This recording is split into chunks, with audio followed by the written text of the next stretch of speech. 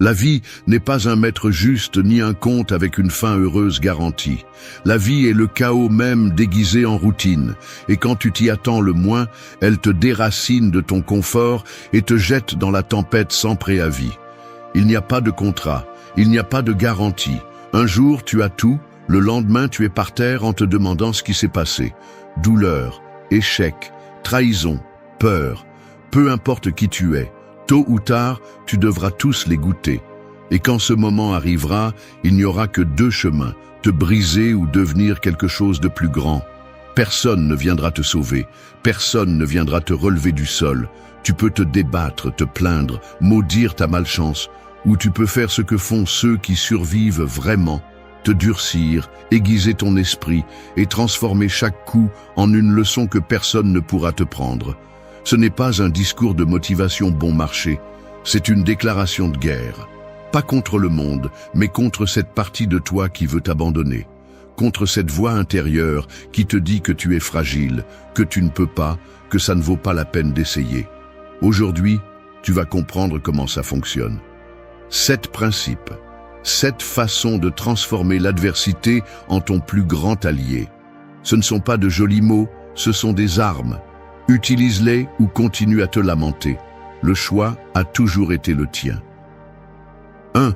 Évite d'être comme un flocon de neige qui disparaît en touchant le sol. Mieux vaut être un glacier qui reste et fait bouger les montagnes. Certaines personnes s'effondrent au premier coup, d'autres résistent et avancent. La différence ne réside pas dans la force avec laquelle elles ont été frappées, mais dans ce qu'elles portent en elles. Il y a ceux qui, face à l'adversité, fondent comme un flocon de neige, à peine effleurant le sol, perdant toute leur forme, disparaissant dans le néant. Mais d'autres, ceux qui comprennent de quoi il s'agit dans la vie, deviennent des glaciers. Ils ne seront pas ruinés, ils ne s'évaporeront pas. Ils s'étendent, dévastent, façonnent le terrain à leur passage. Les problèmes arrivent sans prévenir. Parfois ils sont petits, ennuyeux, presque insignifiants. Mais d'autres fois, ce sont des avalanches, capables de vous ensevelir si vous ne savez pas comment vous déplacer. La plupart des gens craignent ces avalanches. Ils se figent, paniquent, abandonnent. Il est facile de se briser quand on n'a jamais appris à résister au froid. Mais ceux qui comprennent vraiment la nature de la vie savent que vous ne pouvez pas contrôler la tempête, mais vous pouvez contrôler comment vous affrontez le froid. Regardez autour de vous. Il y a des gens qui ont vécu des choses que vous ne pourriez même pas imaginer. Des gens qui ont tout perdu, qui ont été trahis, humiliés, traînés au sol.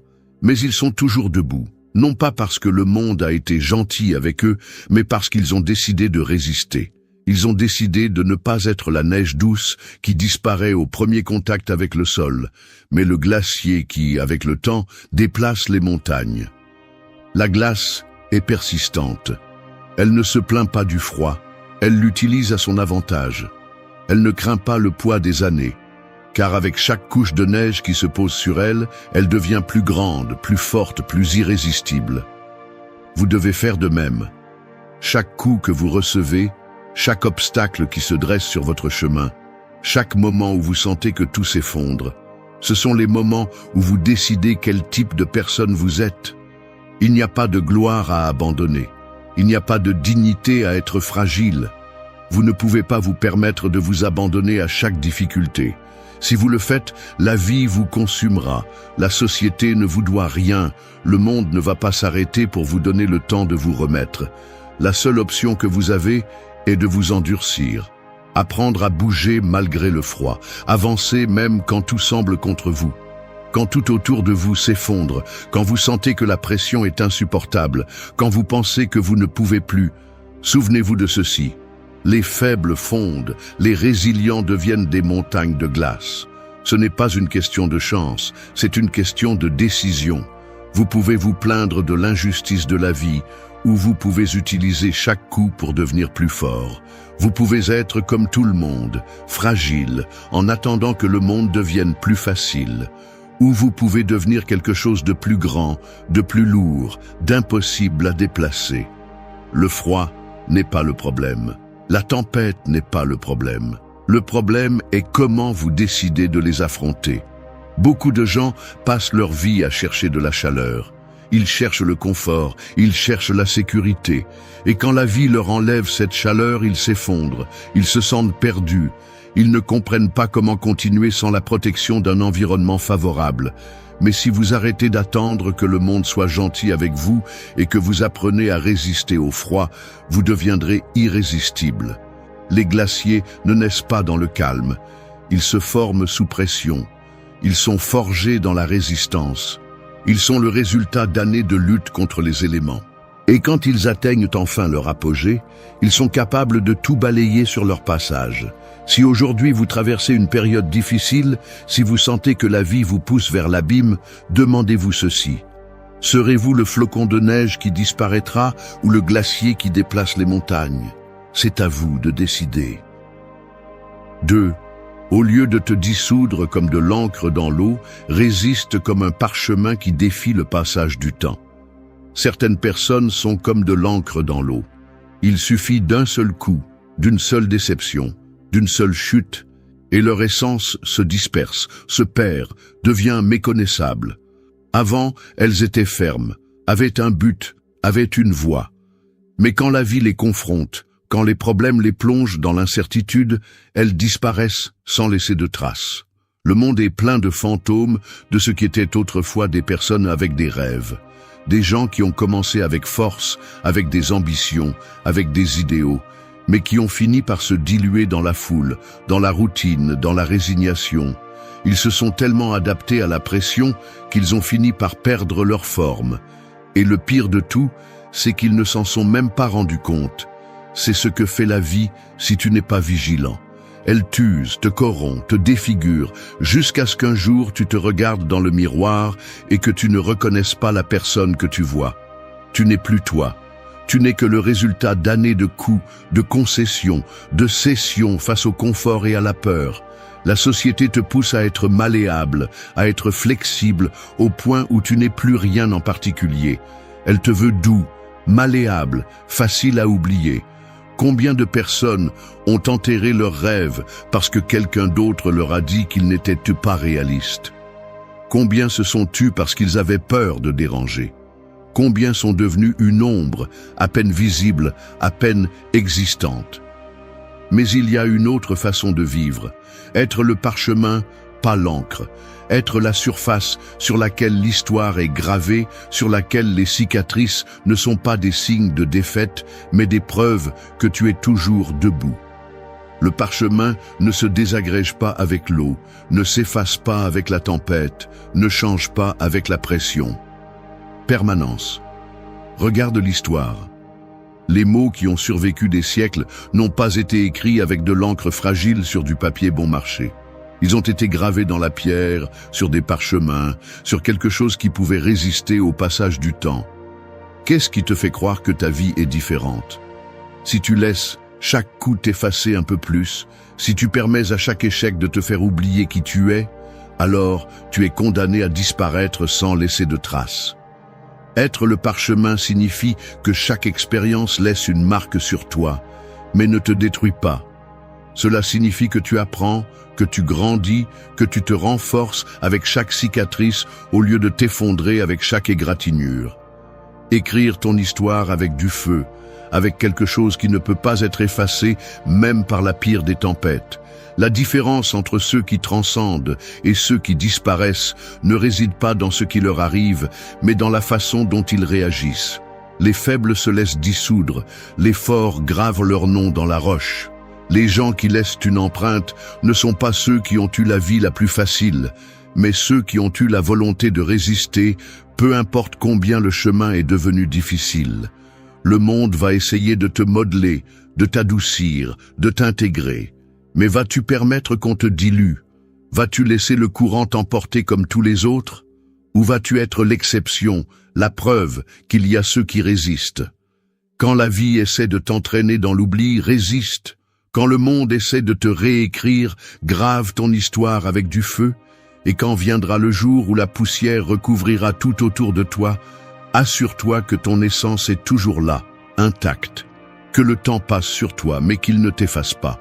Que l'eau essaye de t'engloutir, mais qu'elle ne te découvre pas. Que lorsque quelqu'un regarde en arrière, il puisse voir clairement que tu étais là. 3.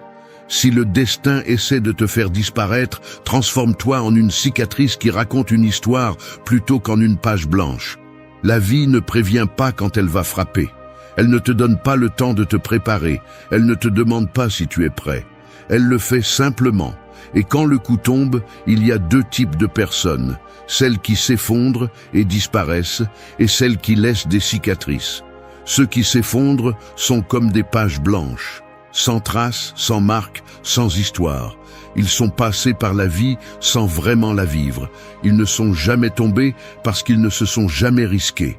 Ils ne se sont jamais brisés parce qu'ils n'ont jamais affronté quelque chose d'assez grand pour défier leur existence.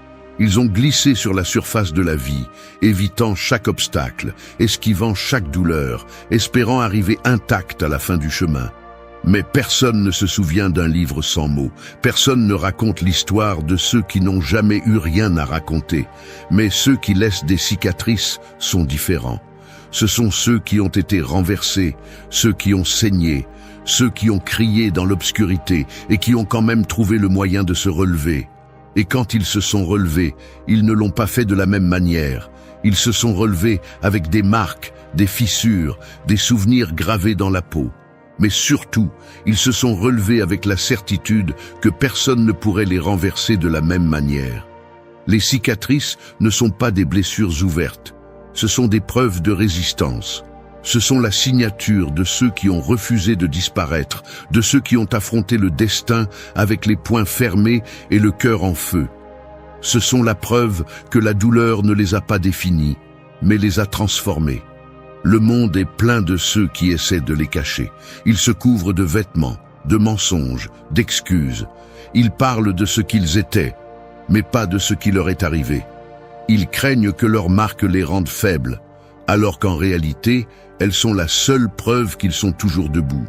Ils préfèrent paraître intacts devant les autres, comme s'ils n'avaient jamais été touchés par la vie, comme s'ils n'avaient jamais perdu une bataille. Mais ce qu'ils ne comprennent pas, c'est que personne ne devient fort sans avoir été brisé d'abord. Chaque cicatrice est un chapitre d'une histoire qui ne s'est pas rendue. Ce sont les lignes d'un livre qui n'a pas été brûlé, même si le feu a essayé de le consumer. Ce sont les sillons d'une bataille qui a été gagnée, même si l'ennemi a été cruel. Ce sont le signe que le passé t'a frappé, mais ne t'a pas vaincu. Il n'y a pas d'honneur à être une feuille blanche. Il n'y a pas de valeur à être une histoire qui n'a jamais été écrite. La vie ne respecte pas ceux qui essaient de passer inaperçus. La vie met à l'épreuve ceux qui ont quelque chose à prouver. La vie pousse, frappe et écrase, non pas parce qu'elle veut te détruire, mais parce qu'elle veut savoir si tu es digne de continuer. Quand le destin viendra pour t'effacer, ne fuis pas, ne te dissipe pas, n'essaie pas d'être invisible, réponds. Laisse le monde essayer de te renverser. Laisse les coups tomber, la douleur brûler, le vent emporter. Et quand tout sera passé, quand la poussière se sera posée et le bruit aura disparu, montre tes cicatrices et continue à marcher. Les pages blanches sont oubliées. Les cicatrices sont rappelées. Tu n'es pas ici pour être un espace vide dans le livre de l'existence. Tu es ici pour laisser une marque que personne ne peut effacer. La question n'est pas de savoir si la vie te marquera. Elle le fera. Ce qui compte vraiment, c'est ce que tu feras de ces marques. Si tu les cacheras comme une malédiction, ou si tu les porteras comme la preuve que tu as été ici, que tu as combattu, que tu as vécu. 4. Ne laisse pas les nœuds de la vie te piéger. Apprends à être le lien qui unit et renforce. Il y a des personnes qui n'ont pas besoin d'un ennemi, car leur pire adversaire vit à l'intérieur de leur propre tête. Ce sont des soldats qui n'ont jamais foulé le champ de bataille, mais qui sont déjà vaincus par les fantômes de leurs pensées. Chaque doute est un fil qui s'emmêle avec la peur, chaque regret est un nœud serré qui les étouffe. Ils sont paralysés dans une toile d'indécision, pris au piège dans des problèmes qu'ils ont eux-mêmes tissés. Au début, les nœuds sont petits, une pensée qui se répète, une insécurité qui est ignorée, une peur qui semble inoffensive. Mais avec le temps, ces fils lâches deviennent un enchevêtrement incontrôlable. Ils s'accrochent à ce qu'ils ne peuvent plus changer. Ils sont obsédés par ce qui pourrait mal tourner. Ils sont enchaînés à des souvenirs qu'ils auraient dû laisser partir depuis longtemps. Et quand ils essaient de bouger, ils découvrent qu'il est déjà trop tard. Ils sont piégés dans une prison qu'ils ont eux-mêmes construite. Une corde n'a pas été faite pour s'emmêler dans son propre chaos. Une corde a été faite pour soutenir, pour unir, pour construire. Mais quand elle devient son propre obstacle, elle perd son sens. Et il en va de même pour les personnes, celles qui se perdent dans leur propre esprit. Celles qui se consument dans leur propre drame finissent par être les plus grands saboteurs de leur propre vie. Il y a ceux qui passent des années à essayer de dénouer des nœuds qui n'auraient jamais dû exister. Ils croient que, s'ils pensent assez, ils trouveront une réponse, que s'ils analysent chaque erreur, ils trouveront un moyen de remonter le temps. Mais peu importe combien ils tirent sur la corde, ils ne feront que la serrer davantage. Certains problèmes ne se résolvent pas, ils se lâchent. La vie n'attend pas que tu résolves chaque conflit interne. Elle ne s'arrêtera pas pour te donner le temps nécessaire pour surmonter chaque peur, chaque doute, chaque insécurité. Soit tu apprends à couper les nœuds qui te retiennent, soit tu passeras ta vie coincé en eux. Regarde ceux qui avancent. Ce ne sont pas ceux qui n'ont jamais eu de problème, mais ceux qui ont compris qu'ils ne peuvent pas passer leur vie à s'emmêler dans des pensées sans issue. Tout ne doit pas être compris, tout ne doit pas être résolu. Parfois, la seule chose nécessaire est la volonté de lâcher prise. Les personnes les plus fortes ne sont pas celles qui ne se sont jamais retrouvées piégées, mais celles qui ont compris qu'elles pouvaient couper les nœuds qui les retenaient. Ne t'accroche pas à ce qui ne fait que te noyer. Ne reste pas coincé dans des pensées qui ne mènent nulle part. Ne perds pas des années à essayer de résoudre ce que tu devrais simplement laisser derrière toi. Quand une corde est trop emmêlée, la seule façon de la libérer est de prendre une décision ferme. Soit tu la dénoues avec patience, soit tu la coupes sans pitié. Il y a des batailles qui se gagnent avec stratégie, avec temps, avec dévouement. Mais il y en a d'autres où la seule réponse est d'arrêter de perdre du temps et d'avancer. Utilise ta force pour ce qui en vaut vraiment la peine. Si tu vas soutenir quelque chose, que ce soit les personnes qui comptent pour toi, les principes qui te définissent, les objectifs qui valent vraiment l'effort. Tout le reste, tout ce qui n'existe que pour te lier, pour consommer ton énergie, pour te freiner, coupe-le. Les cordes peuvent servir à attacher ou à libérer, pour retenir ou pour étouffer. Ne sois pas le prisonnier de tes propres nœuds. Sois le lien qui unit, qui renforce, qui soutient ce qui en vaut vraiment la peine. Si tu dois lâcher, lâche. Si tu dois couper, coupe. Mais ne continue pas à perdre du temps à t'emmêler dans ce qui ne fait que t'éloigner de ce qui compte vraiment. Bouge. 5. Au lieu de laisser la pression te submerger comme une marmite sur un feu vif, apprends à la canaliser comme un alambic qui extrait le meilleur de chaque moment. La pression est inévitable. Peu importe qui tu es, peu importe ce que tu fais, tôt ou tard, le poids de la vie tombera sur toi. Problèmes, attentes, responsabilités, échecs accumulés. Tout s'accumule comme un feu sous une marmite scellée, augmentant la température, augmentant la tension. Certains vivent au bord de l'explosion. Ils sont des récipients fragiles, incapables de contenir la pression qu'ils portent en eux. Ils se remplissent de colère, de frustration, d'anxiété. Chaque déception leur ajoute des degrés. Chaque coup de la vie serre le couvercle un peu plus. Et un jour, lorsque la pression dépasse leurs limites, ils éclatent. Ils détruisent tout autour d'eux, se blessent eux-mêmes, perdent le contrôle. Ils deviennent des victimes de leur propre incapacité à gérer ce qu'ils portent en eux. Mais la pression n'est pas le problème. Le problème est ce que tu fais avec elle. Certaines personnes la voient comme une malédiction, comme un fardeau insupportable. Ils se noient dans la frustration, cherchent à s'échapper, se consument dans la colère contenue. Leurs émotions bouillonnent, font des bulles, frappent les bords de leur patience jusqu'à ce qu'ils finissent par exploser au pire moment. Ils ne pensent pas, ils réagissent seulement. Ils deviennent des prisonniers de leurs impulsions. Mais d'autres comprennent quelque chose de fondamental. La pression n'est pas là pour te détruire, mais pour te transformer. Le feu peut se consumer, mais il peut aussi se purifier. Il peut détruire, mais il peut aussi raffiner. Un alambic Contrairement à une marmite scellée, n'essaie pas de contenir la pression jusqu'à l'effondrement. Il prend la chaleur, la canalise, la transforme en quelque chose de plus pur, de plus fort, de plus précieux. Il ne se brise pas, il distille. La vie mettra le feu sous tes pieds. Tu ne peux pas l'éviter. Mais tu peux choisir si tu deviens une marmite sur le point d'exploser ou un alambic qui transforme la chaleur en force.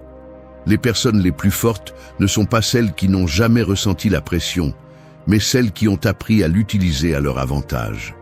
Regarde ceux qui ont accompli de grandes choses. Aucun d'eux n'est arrivé là sans pression, sans sacrifice, sans moment où tout semblait impossible. La différence est qu'ils n'ont pas laissé la pression les briser. Ils n'ont pas gaspillé leur énergie en colère inutile. Ils ne se sont pas consumés en frustration sans sens. Ils ont pris le feu et l'ont utilisé pour se renforcer, pour distiller leur but, pour transformer l'adversité en leur plus grand outil. Chaque obstacle, chaque échec, chaque coup du destin est du combustible. Si tu l'utilises bien, il te renforce. Si tu le gères mal, il te détruit. Il ne s'agit pas d'ignorer la douleur ou de prétendre que tout va bien. Il s'agit de comprendre que la pression n'est pas ton ennemi, c'est ton épreuve. Certains permettent à la pression de les immobiliser, de les réduire en cendres. Ils se perdent dans le désespoir, dans la plainte, dans l'impuissance. D'autres, ceux qui comprennent le jeu, transforment chaque coup en une opportunité de se polir. Ils ne voient pas le feu comme une punition, mais comme le processus nécessaire pour devenir quelque chose de plus résistant. Quand la pression devient insupportable, quand tu sens que la chaleur est trop intense, rappelle-toi ceci. Ce qui fait mal aujourd'hui te soutient demain. Ce qui brûle aujourd'hui te façonne. Ne laisse pas la frustration prendre le contrôle. Ne laisse pas la colère consumer ce que tu aurais pu construire. Respire. Canalise. Utilise la pression à ton avantage. Laisse-la affiner ce que tu es au lieu de te détruire. Tu ne peux pas éteindre le feu de la vie, mais tu peux décider s'il te consume ou te renforce. Une marmite faible explose. Un alambic intelligent se transforme. La pression ne disparaîtra pas, elle ne deviendra pas plus facile. Mais si tu apprends à la gérer, si tu apprends à la transformer en ton allié plutôt qu'en ton ennemi, alors tu découvriras que la chaleur que tu as voulu éviter un jour est la même qui te rendra invincible. 6. Quand le soleil brûle avec intensité, ne fonds pas comme la cire, renforce-toi comme l'argile que la chaleur façonne et résiste dans sa meilleure version. Certaines personnes s'effondrent au premier coup de chaleur. Quand les choses ne se passent pas comme prévu, quand la pression devient insupportable, quand la vie les expose à des températures qu'ils n'ont jamais imaginées, ils perdent leur forme, ils glissent, ils disparaissent. Ils sont comme de la cire exposée au soleil, fragiles, sans défense, incapables de supporter la moindre résistance sans abandonner. La cire maintient sa structure tant que tout est stable, tant que tout est prévisible. Mais dès que la température monte, dès que la réalité devient difficile, elle se décompose, perd sa solidité, cesse d'être ce qu'elle était. Elle devient un liquide informe, sans direction, emporté par n'importe quelle circonstance qui le touche. L'argile, en revanche, commence tout aussi molle. Elle n'a pas encore sa forme finale, elle est encore en train de devenir quelque chose de défini. Mais quand la chaleur arrive, elle ne s'effondre pas. Elle résiste. Elle ne s'affaiblit pas avec le feu, elle se transforme. Elle devient ferme, résistante, inébranlable. Le feu ne prévient pas, n'attend pas d'être prêt. Il brûle simplement, consume, teste jusqu'où tu peux résister.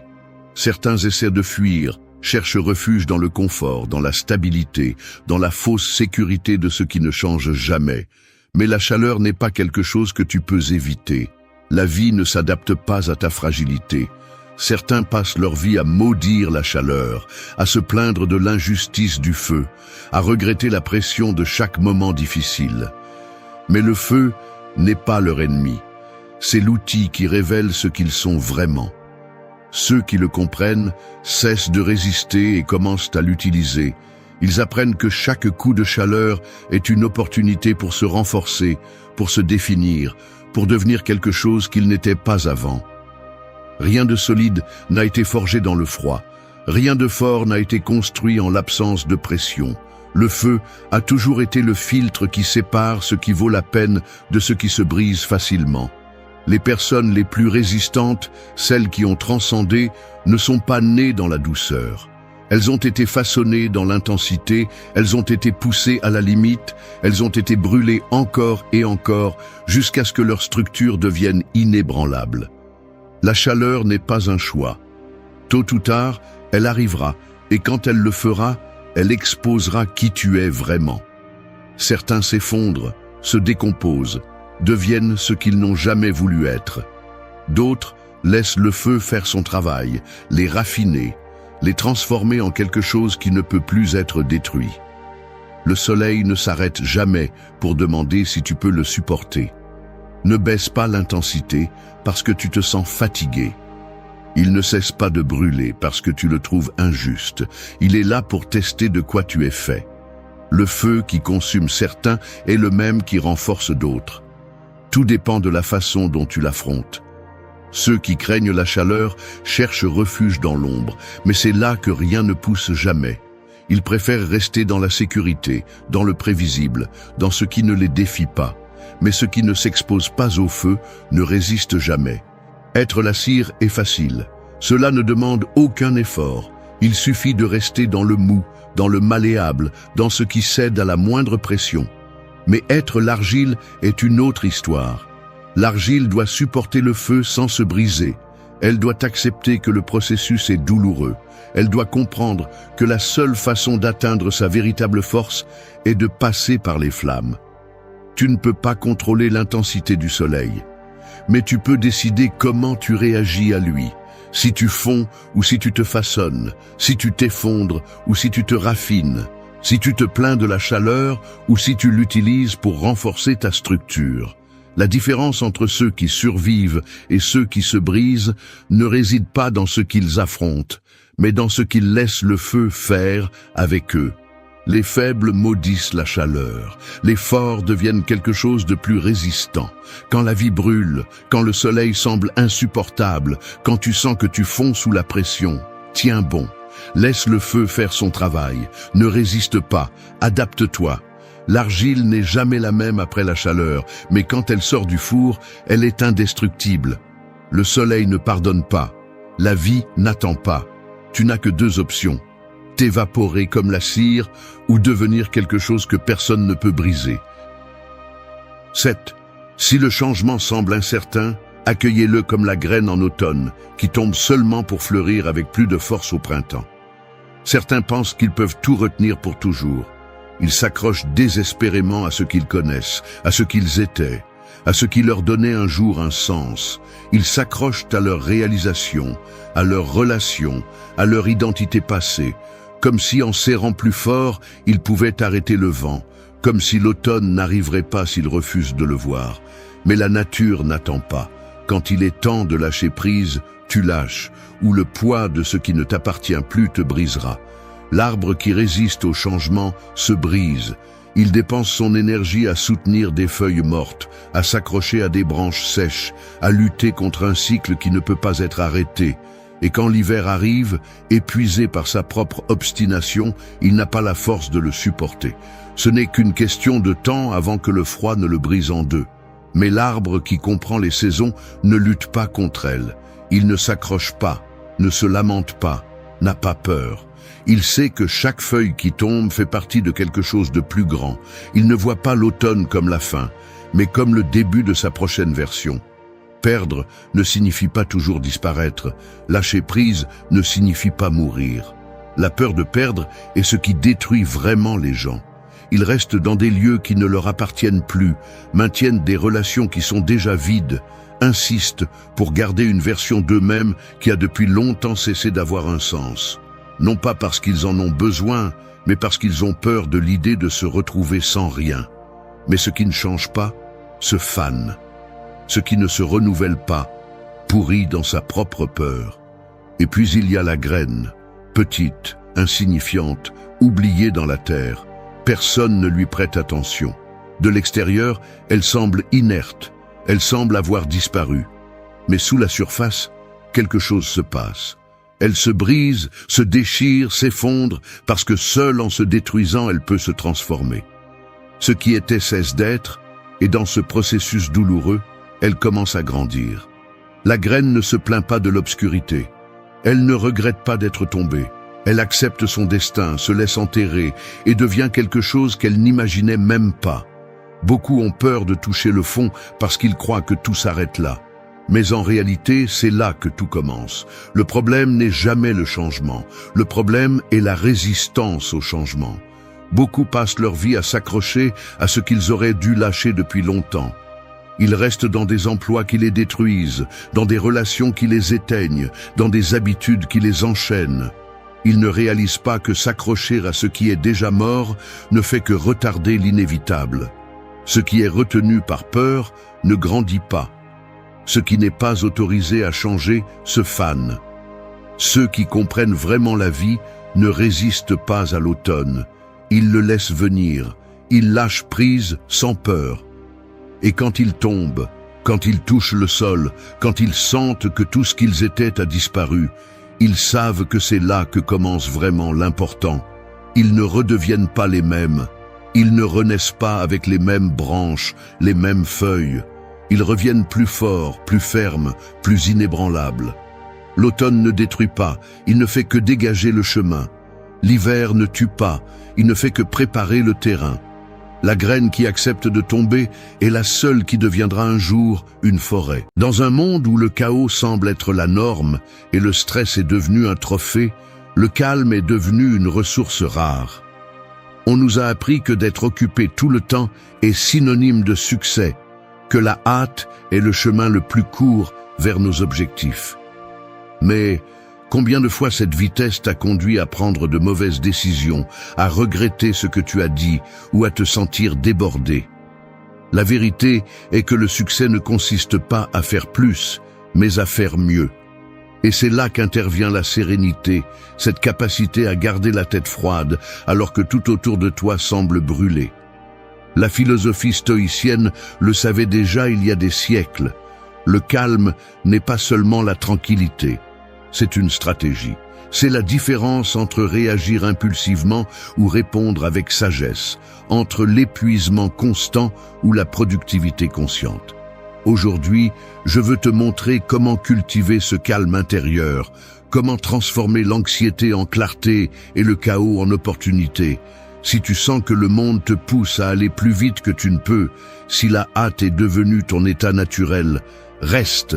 Parce que dans cette vidéo, tu ne découvriras pas seulement pourquoi le calme est ton meilleur allié, mais aussi comment l'utiliser pour prendre le contrôle de ta vie, atteindre tes objectifs sans te brûler et surtout vivre avec plus de buts et moins de pression. Es-tu prêt à changer ta perspective? Commençons. Numéro 1. Le pouvoir caché de la tranquillité. Triomphe sans te brûler. Nous vivons dans un monde qui célèbre la vitesse, l'activité constante et la quête incessante de résultats. Il semble que le succès n'arrive qu'à ceux qui ne se reposent jamais, à ceux qui sont toujours occupés. Mais que se passerait-il si je te disais que la véritable clé du succès ne réside pas dans le fait de faire plus, mais de faire mieux, avec tranquillité et concentration? Le calme est un pouvoir caché, un outil que peu de gens maîtrisent, mais qui peut faire la différence entre se brûler dans le processus ou atteindre ses objectifs de manière durable. La tranquillité n'est pas synonyme de passivité. Il ne s'agit pas de rester immobile face aux défis, mais d'apprendre à répondre au lieu de réagir. Alors que d'autres courent désespérément pour atteindre le succès, les personnes qui cultivent le calme avancent avec assurance, choisissent leur bataille et se concentrent sur ce qui compte vraiment. Cette sérénité permet de prendre des décisions plus judicieuses, d'éviter les erreurs impulsives et d'apprendre à voir le tableau complet avant d'agir. Le stoïcisme, une philosophie millénaire, nous enseigne que nous ne pouvons pas contrôler ce qui se passe autour de nous, mais que nous pouvons contrôler notre attitude face à cela. En adoptant cette perspective, chaque situation cesse d'être un problème et devient une opportunité de pratiquer le calme. As-tu perdu un travail? Tu peux te noyer dans le stress ou utiliser cette pause pour redécouvrir ton but. As-tu un conflit personnel? Tu peux réagir avec colère ou répondre avec sérénité en construisant des ponts au lieu de les brûler. De plus, la tranquillité a un impact direct sur notre santé. De nombreuses études montrent que le stress constant n'affecte pas seulement l'esprit, mais aussi le corps. L'anxiété chronique peut affaiblir le système immunitaire, augmenter le risque de maladies cardiaques et réduire la qualité de vie. En pratiquant le calme, tu protèges non seulement ton bien-être émotionnel, mais tu prends également soin de toi physiquement, ce qui te donne plus d'énergie et de clarté pour poursuivre tes objectifs. Le pouvoir caché de la tranquillité se manifeste dans les moments critiques. Alors que d'autres sont paralysés par la pression, ceux qui ont entraîné leur esprit à rester calme trouvent des solutions créatives. Un leader tranquille inspire confiance, un professionnel serein résout les problèmes, et une personne qui agit avec une paix intérieure devient un aimant à opportunité. Il ne s'agit pas d'éliminer le stress de ta vie, car c'est impossible. Il s'agit de changer la façon dont tu le gères, de comprendre que chaque pause est une opportunité pour recharger tes batteries, que chaque respiration profonde avant une décision peut éviter des erreurs coûteuses, que chaque moment de tranquillité est, en réalité, un pas solide vers le succès. Donc, la prochaine fois que tu sens que tout bouge trop vite, arrête-toi. Respire. Observe. Ne te laisse pas emporter par le courant du chaos. Souviens-toi que le calme n'est pas seulement un refuge, mais une stratégie puissante. Parce qu'au final, ce n'est pas celui qui court le plus qui gagne, mais celui qui se déplace le mieux. Et le mouvement le plus sage vient toujours de la tranquillité. Numéro 2. Arrête de courir. Comment la sérénité peut transformer ta vie? Nous vivons à une époque de vitesse. Tout bouge rapidement. Les nouvelles, les réseaux sociaux, les attentes. On dirait que si tu ne cours pas, tu restes en arrière. Mais combien de fois cette course constante t'a-t-elle vraiment mené là où tu voulais être? Le problème est que, en courant sans cesse, nous finissons souvent épuisés, déconnectés de nous-mêmes et sans profiter du voyage. C'est ici que la sérénité entre en jeu, non pas comme une pause obligatoire, mais comme un choix conscient qui peut transformer ta vie de manière que tu n'as peut-être jamais imaginée. La sérénité ne signifie pas abandonner ou être moins ambitieux. Au contraire, c'est une attitude puissante qui te permet d'aborder chaque situation avec une clarté mentale et émotionnelle. C'est comme avoir une boussole interne qui pointe toujours vers le nord, même au milieu de la tempête. Au lieu de réagir impulsivement, elle te permet de répondre avec sagesse. Au lieu de t'épuiser à tout faire, elle t'aide à prioriser ce qui compte vraiment. Quand tu arrêtes de courir et choisis la sérénité, quelque chose de magique se produit. Tu commences à remarquer des détails qui passaient auparavant inaperçus. Tu peux apprécier les petites victoires, apprendre des échecs sans te sentir vaincu et surtout, profiter du processus sans être obsédé par le résultat. Cela améliore non seulement ton bien-être mental, mais te rend également plus productif et créatif. Parce que les meilleures idées ne naissent pas dans la précipitation, mais dans le calme. Le stoïcisme, une philosophie pratique et profonde, nous rappelle que le véritable contrôle n'est pas dans le monde extérieur, mais en nous. Marc Aurèle, l'un des grands penseurs stoïciens, disait « Le bonheur de ta vie dépend de la qualité de tes pensées. En ralentissant, tu as l'occasion d'écouter ces pensées, de les filtrer et de choisir consciemment lesquelles nourrir et lesquelles laisser partir. Cela te libère de la pression extérieure et te permet de vivre selon tes propres valeurs. De plus, la sérénité a un impact direct sur tes relations. Quand tu arrêtes de courir, tu peux vraiment écouter les gens. Tu peux te connecter à partir de l'empathie, éviter les disputes inutiles et renforcer des liens authentiques. Une personne sereine n'a pas besoin de s'imposer parce que sa paix intérieure parle d'elle-même. Elle inspire confiance, attire l'harmonie et établit des limites saines sans avoir besoin de hausser la voix. Peut-être que l'un des plus grands avantages de la sérénité est la façon dont elle change ta perception du temps. Au lieu de sentir que tu en manques toujours, tu commences à le vivre avec abondance. Chaque moment devient plus profond, chaque expérience plus significative. Il ne s'agit pas de faire moins, mais de faire mieux, de mettre ton énergie dans ce qui compte vraiment et de lâcher ce qui ne fait que consommer sans apporter. Alors, si tu te sens coincé dans la course sans fin de la vie, arrête-toi. Non pas parce que tu abandonnes, mais parce que tu choisis un chemin plus sage. Parce que parfois, la meilleure façon d'avancer n'est pas de courir, mais de marcher avec sérénité. Au final, la véritable transformation ne vient pas de la vitesse, mais de la pleine conscience de chaque pas que tu fais. Et quand tu apprends à te déplacer avec sérénité, tu découvres que tu n'as plus besoin de poursuivre le succès, parce que c'est lui qui commence à te suivre. Numéro 3, fatigué du chaos, découvrez comment le calme est votre plus grand allié. Avez-vous remarqué comment, souvent, la vie semble être un tourbillon incessant? Le chaos peut devenir un compagnon constant, vous enveloppant de soucis, de tâches interminables et d'un sentiment accablant que ce n'est jamais suffisant. Mais que diriez-vous si je vous disais que le calme pourrait être votre meilleur allié pour naviguer à travers cette tempête? Il ne s'agit pas de fuir le chaos, mais d'apprendre à marcher au milieu de celui-ci sans vous perdre. Le calme n'est pas un état de passivité ou de résignation. C'est un choix actif, un engagement quotidien envers votre paix intérieure. Alors que le monde tourne à toute vitesse, le calme vous permet de vous déplacer avec un but, de vous concentrer sur l'essentiel et de laisser tomber ce qui est inutile.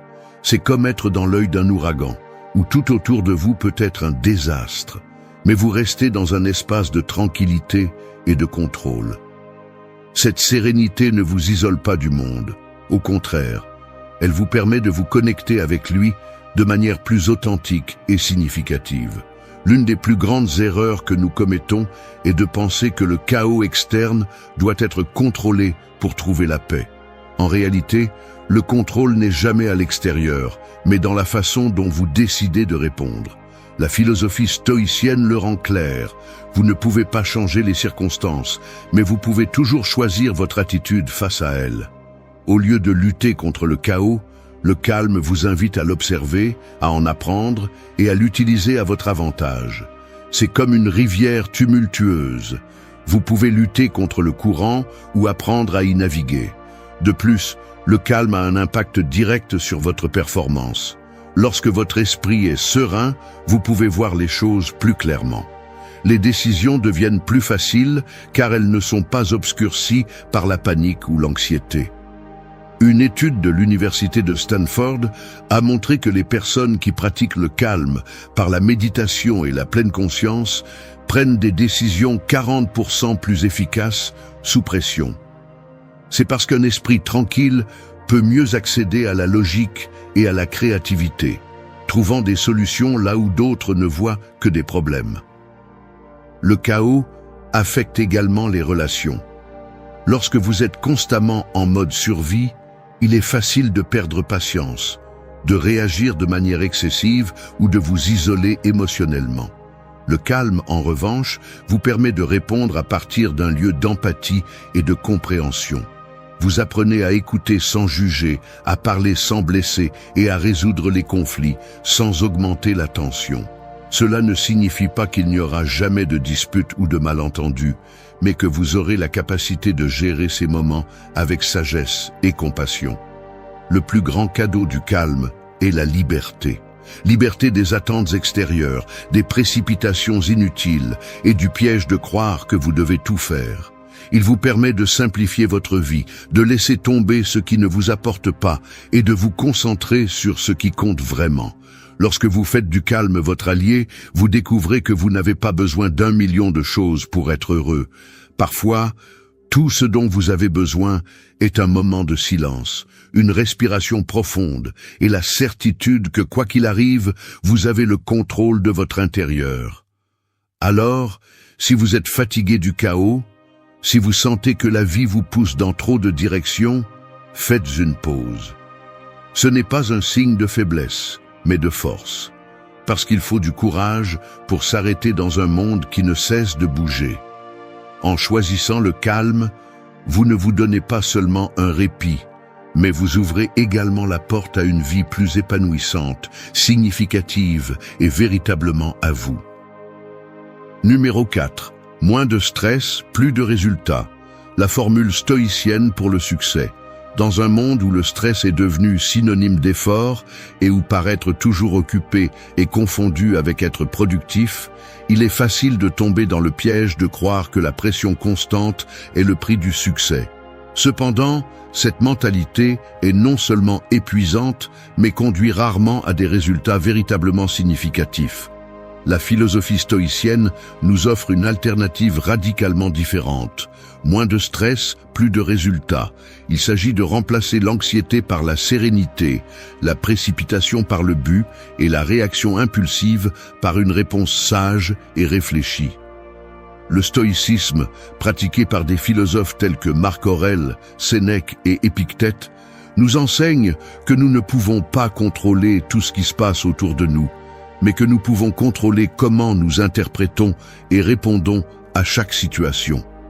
Cette approche se traduit par une vie plus tranquille, où chaque action a un but et chaque décision est prise à partir d'un lieu de calme et de clarté.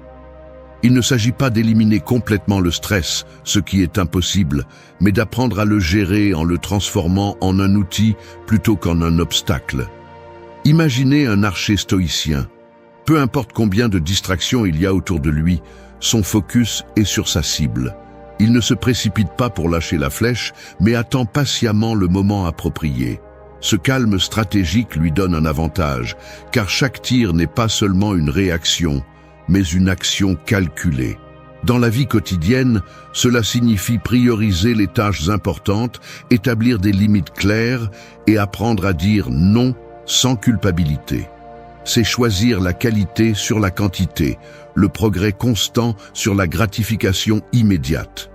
Le stress excessif peut brouiller le jugement.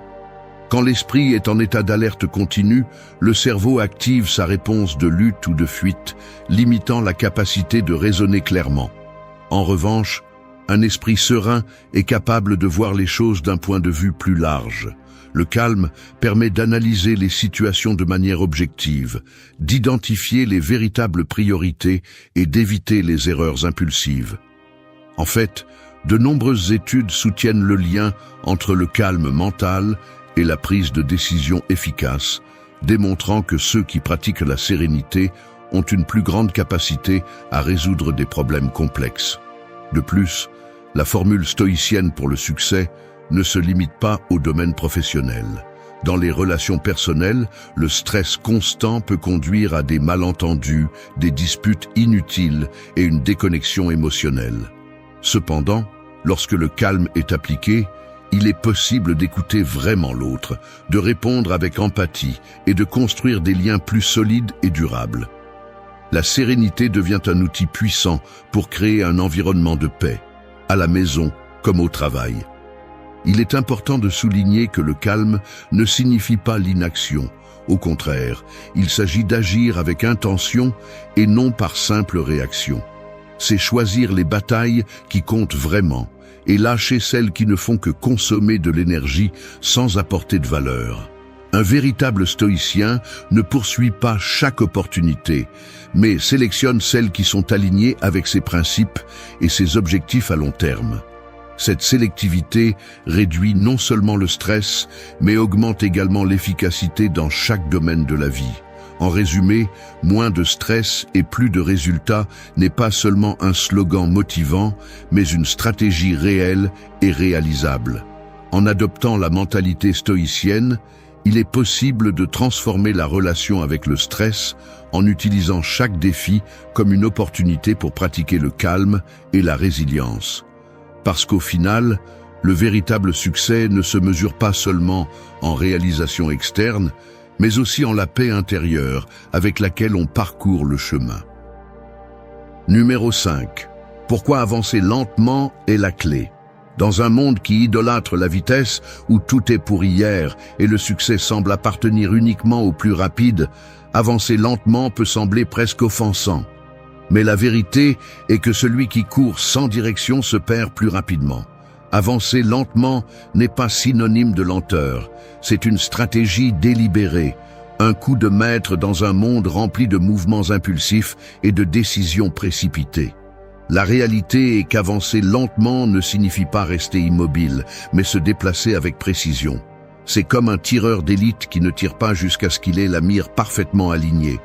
Tu ne gaspilles pas d'énergie, tu ne fais pas de mouvements inutiles, tu te concentres, tu observes, et quand tu agis, tu le fais avec la certitude que chaque pas te mène dans la bonne direction. Le problème est que nous avons été conditionnés à penser que plus vite c'est mieux, que si tu n'es pas constamment en mouvement, tu es en train de rester derrière. Mais à quoi sert-il de courir si tu ne sais pas où tu vas ? À quoi sert-il d'arriver rapidement à une destination que tu ne voulais pas vraiment ? Avancer lentement te donne le temps nécessaire pour évaluer ton chemin, pour corriger le cap si nécessaire et, surtout, pour t'assurer que chaque pas que tu fais a un véritable but. La philosophie stoïcienne nous enseigne que nous ne devons pas nous précipiter. Sénèque disait « hâte-toi lentement ». Une phrase qui pourrait sembler contradictoire, mais qui renferme une profonde sagesse. C'est un rappel que la vie n'est pas une course de vitesse, mais un marathon où l'objectif n'est pas seulement d'arriver, mais de le faire en un seul morceau, avec l'esprit clair et le cœur en paix. De plus, avancer lentement te permet de mieux t'adapter au changement. Quand tu vas à toute vitesse, n'importe quel obstacle peut te faire trébucher, mais si tu te déplaces calmement, tu as suffisamment de temps pour ajuster ta stratégie, pour observer l'environnement et choisir le meilleur chemin. C'est comme conduire dans le brouillard. Tu n'accélères pas mais tu avances avec prudence, parce que tu sais que l'important n'est pas d'arriver vite, mais d'arriver en sécurité. Les personnes qui apprennent à se déplacer lentement ont un avantage sur les autres. Alors que le reste s'épuise dans des courses sans sens, ceux qui pratiquent la patience construisent des fondations solides. Ils ne cherchent pas le succès instantané, mais celui qui perdure. Ils ne prennent pas de raccourcis, mais préfèrent le chemin long si cela signifie apprendre davantage, grandir davantage et être mieux préparé pour ce qui vient. La clé de tout cela est l'intention. Avancer lentement n'est pas synonyme d'inactivité, mais d'action consciente. Chaque petit pas compte, chaque avance s'ajoute. Et le meilleur de tout est que, en te déplaçant calmement, tu profites davantage du processus. Il ne s'agit pas seulement d'atteindre l'objectif, mais de vivre chaque moment, d'apprendre de chaque expérience et d'apprécier chaque réalisation, aussi petite soit-elle. Alors laisse de côté l'urgence de la vitesse. Ne laisse pas la pression extérieure te faire précipiter. Apprends à apprécier le calme, à te déplacer avec détermination, mais sans hâte. Parce qu'à la fin, peu importe la rapidité avec laquelle tu arrives, mais comment tu arrives. Et ceux qui avancent lentement mais sûrement sont ceux qui profitent vraiment du voyage et atteignent le succès sans se perdre eux-mêmes en chemin. Numéro 6. Arrête de réagir et commence à agir, le chemin de la sérénité.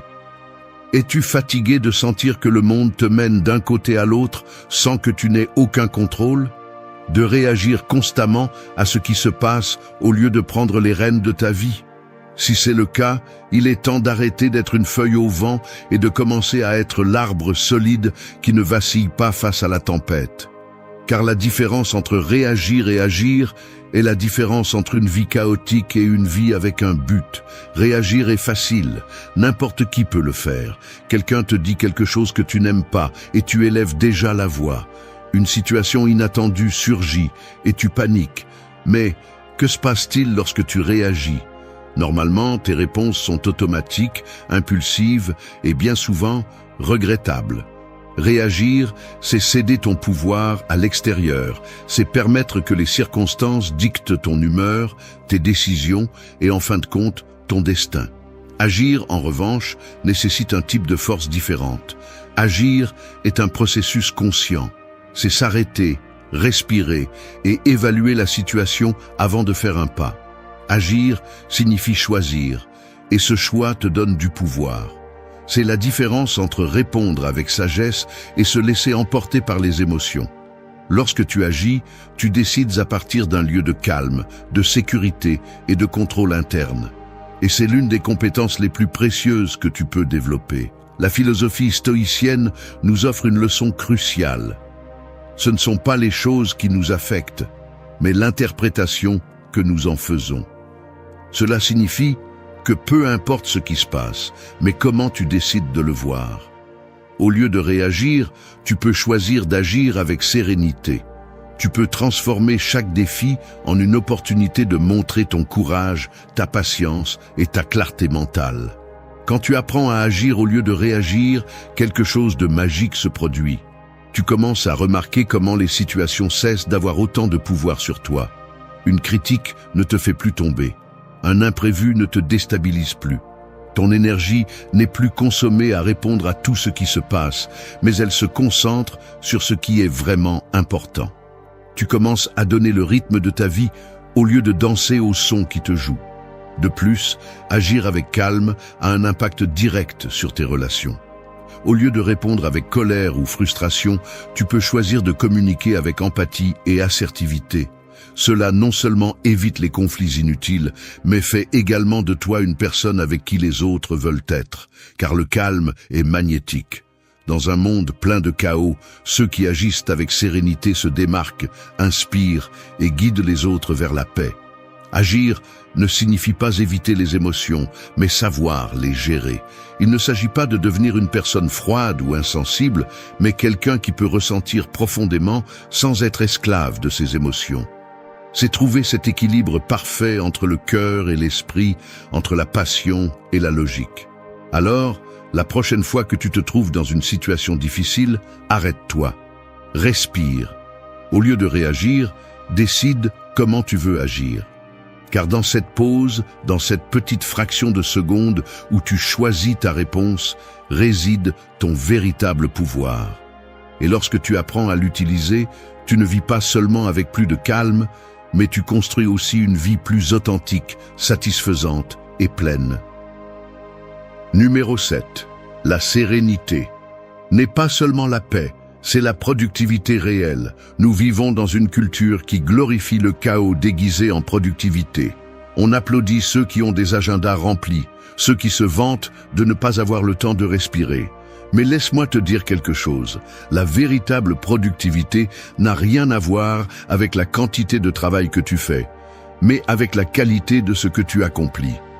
Et c'est là que la sérénité entre en jeu, non seulement comme un état de paix, mais aussi comme un outil stratégique pour obtenir des résultats réels.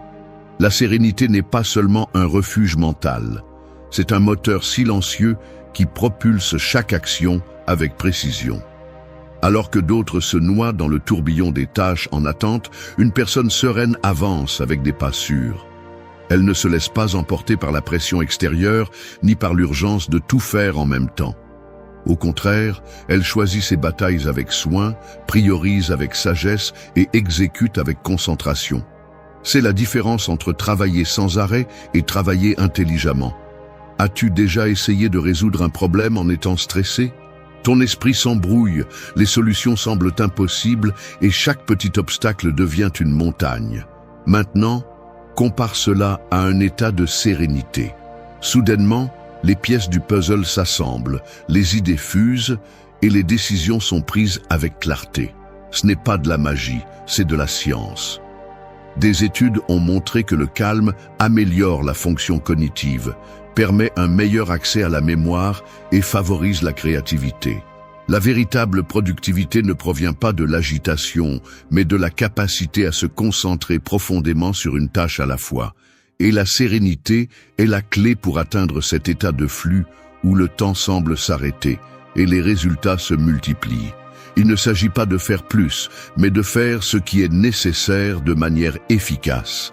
Un esprit serein ne se laisse pas distraire par le superficiel, mais se plonge dans l'essentiel.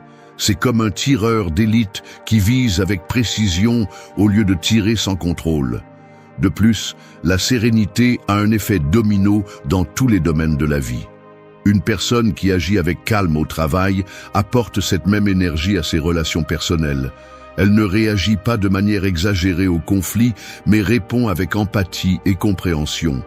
Elle ne se laisse pas emporter par les émotions du moment, mais agit à partir d'un lieu de stabilité. Et cela améliore non seulement sa productivité, mais aussi la qualité de ses liens et son bien-être général. La sérénité t'aide également à résister au piège de la multitâche, ce mythe de la productivité moderne.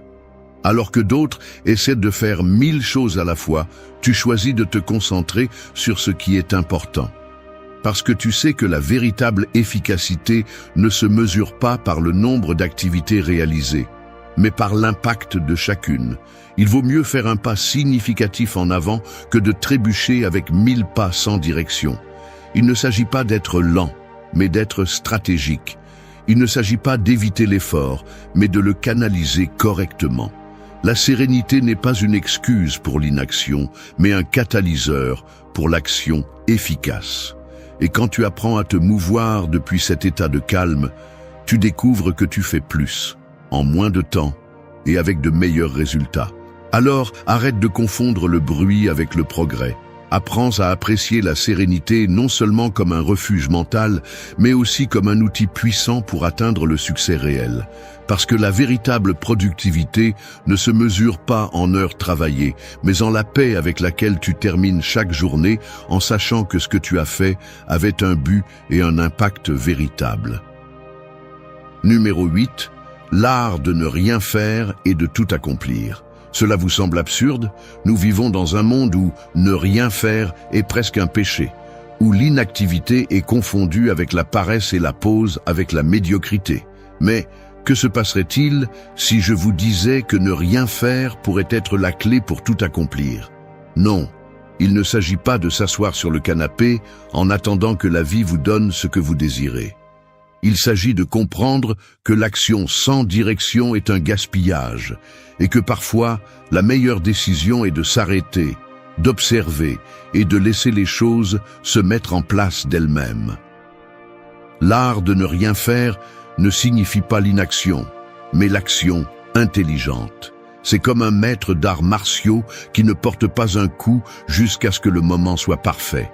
C'est cette capacité à réserver votre énergie pour ce qui compte vraiment. Lorsque vous ne faites rien de manière consciente, vous donnez à votre esprit l'espace nécessaire pour traiter, pour connecter les idées et pour trouver des solutions créatives, sans effort. La philosophie stoïcienne nous apprend à ne pas nous précipiter. Marc Aurèle disait « La vie est très courte et anxieuse pour ceux qui oublient le passé, négligeant le présent et craignent l'avenir. » Parfois, la hâte de faire nous conduit à prendre des décisions basées sur la peur, l'anxiété ou la pression extérieure. Mais lorsque vous pratiquez l'art de ne rien faire, vous vous accordez un temps précieux pour réfléchir. Et c'est dans cette réflexion que se trouvent les réponses. Le monde moderne nous a fait croire que nous devons toujours être occupés. Mais être occupé n'est pas la même chose qu'être productif. En fait, les esprits les plus brillants de l'histoire comprenaient l'importance de l'oisiveté. Albert Einstein, par exemple, trouvait beaucoup de ses meilleures idées en se promenant sans but précis. L'esprit humain a besoin de moments d'apparente inactivité pour connecter les points, pour permettre aux idées de circuler et pour libérer le stress accumulé. Apprendre à ne rien faire est aussi un acte de résistance face à la culture de l'immédiateté. C'est dire au monde que vous ne vous laisserez pas entraîner par sa vitesse, que vous préférez avancer à votre propre rythme. C'est comprendre que le calme est une stratégie puissante, pas un signe de faiblesse. Car ceux qui savent attendre, qui savent observer sans agir impulsivement, sont ceux qui prennent les meilleures décisions lorsque le moment est venu. De plus, l'art de ne rien faire vous apprend à lâcher prise. Accepter que tout ne dépend pas de vous, qu'il y a des choses qui doivent simplement suivre leur cours. Cela ne signifie pas renoncer à vos objectifs, mais comprendre que parfois, la meilleure façon de les atteindre est de laisser le processus se dérouler sans le forcer. C'est comme planter une graine. Vous ne la faites pas pousser en tirant dessus, mais en lui donnant le temps et l'espace nécessaires pour qu'elle fleurisse. La prochaine fois que vous ressentirez le besoin de faire quelque chose juste par l'impulsion d'être occupé, arrêtez-vous. Demandez-vous si cette action vous mènera vraiment là où vous voulez être ou si c'est simplement une distraction. Permettez-vous de ne rien faire. Parce que dans ce silence, dans cette pause, c'est là que la vie vous parle le plus clairement. Il ne s'agit pas d'être passif, mais d'être sage. De comprendre que vous n'avez pas toujours à pousser, que vous n'avez pas toujours à courir. Parce que parfois, la meilleure façon d'avancer est de rester immobile. Et lorsque vous maîtrisez l'art de ne rien faire, vous réalisez que en réalité vous avez tout accompli.